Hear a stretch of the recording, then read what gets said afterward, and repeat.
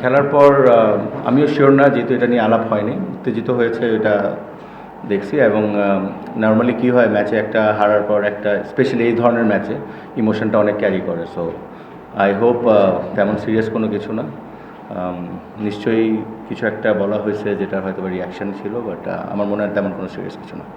According to the umpires, যে বলটা hit করে তার দিকে আসে, কিন্তু নর্মালি আমরা জানি যে যদি ক্যাচ ধরা হয় বা ক্যাচের সামনে যাওয়া হয় তখন এই ব্যাপারটা। সো এটা নিয়ে কনফিউশন ছিলাম, আমার মনে হয় এটা নিয়ে আলাপ আলোচনা চলছে।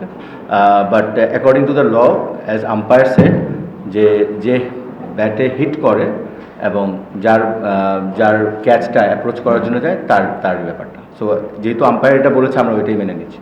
না, আঙ্গুল সব ঠিক আছে। এটা টিম স্ট্র্যাটেজি, যেভাবে যে সময় যার যেভাবে প্রয়োজন ছিল ওইভাবে করে ব্যাটিং অর্ডারটা সাজানো হয়েছিল। বিকজ আপনি জানেন যে টি-20তে একটা মোমেন্টামের খেলা যেভাবে গিয়েছিল, আমাদের ব্যাটিং তো we were pretty good at batting today.